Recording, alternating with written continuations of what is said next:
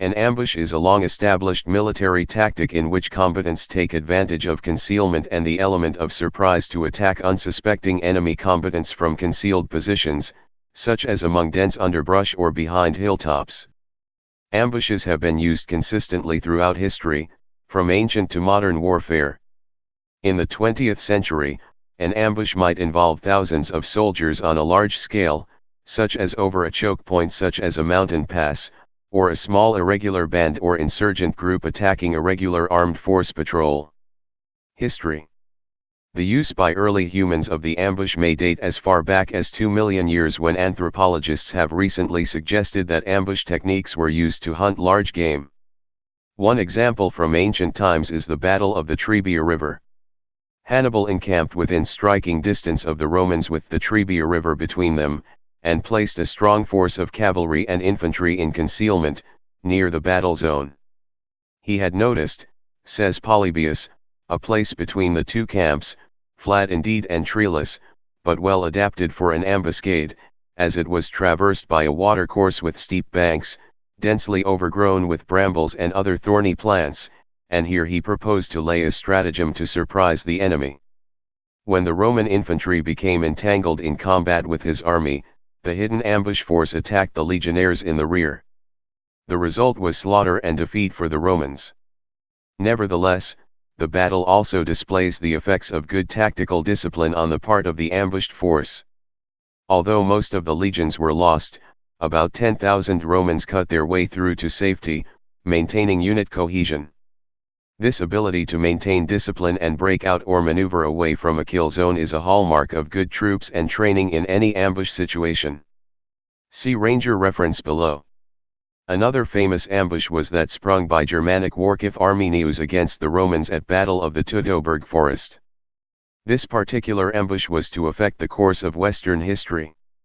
The Germanic forces demonstrated several principles needed for a successful ambush. They took cover in difficult forested terrain, allowing the warriors time and space to mass without detection. They had the element of surprise, and this was also aided by the defection of Arminius from Roman ranks prior to the battle. They sprang the attack when the Romans were most vulnerable, when they had left their fortified camp, and were on the march in a pounding rainstorm. The Germans did not dawdle at the hour of decision but attacked quickly, using a massive series of short, rapid, vicious charges against the length of the whole Roman line, with charging units sometimes withdrawing to the forest to regroup while others took their place. The Germans also used blocking obstacles, erecting a trench and earthen wall to hinder Roman movement along the route of the killing zone. The result was mass slaughter of the Romans, and the destruction of 3 legions. The Germanic victory caused a limit on Roman expansion in the west. Ultimately, it established the Rhine as the boundary of the Roman Empire for the next 400 years, until the decline of the Roman influence in the west. The Roman Empire made no further concerted attempts to conquer Germania beyond the Rhine. Arabia during Muhammad's era. According to Muslim tradition, Islamic prophet Muhammad used ambush tactics in his military campaigns. His first such use was during the caravan raids. In the Qarar caravan raid Sadibn Abi Waqtas was ordered to lead a raid against the Quraysh. His group consisted of about 20 muhajirs. This raid was done about a month after the previous.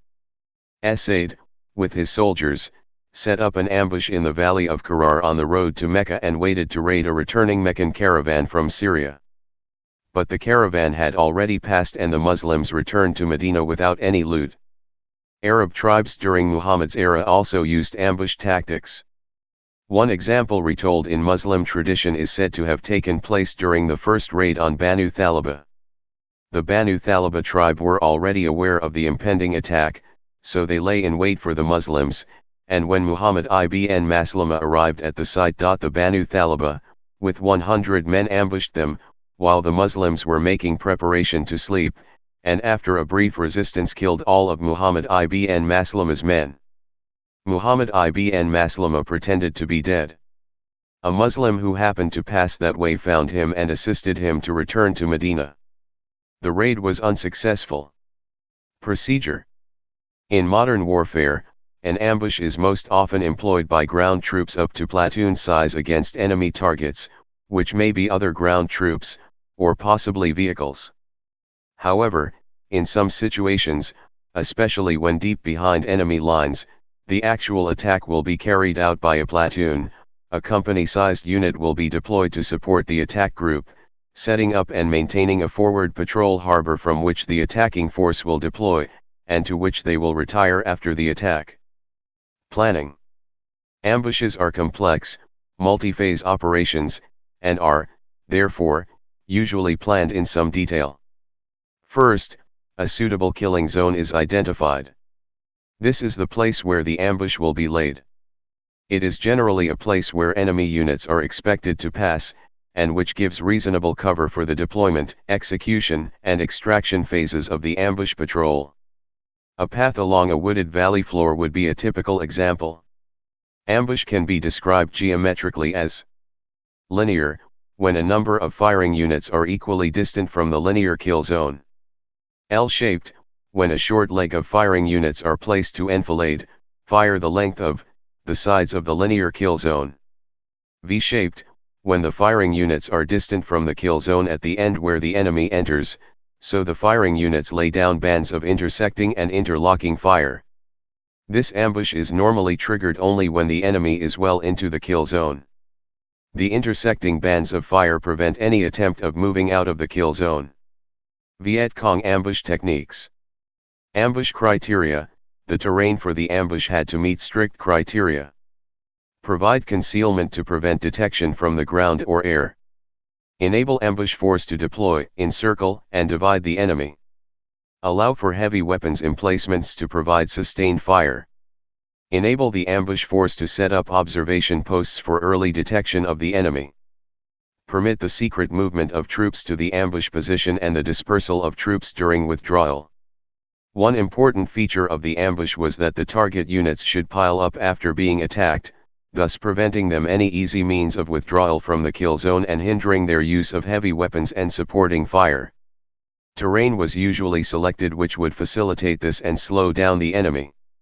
The terrain around the ambush site which was not favorable to the ambushing force, or which offered some protection to the target, was heavily mined and booby-trapped or pre-registered for mortars. Ambush units. The NVA/VC ambush formations consisted of lead blocking element, main assault element, rear blocking element, observation posts, command post. Other elements might also be included if the situation demanded, such as a sniper screen along a nearby avenue of approach to delay enemy reinforcements. Command posts.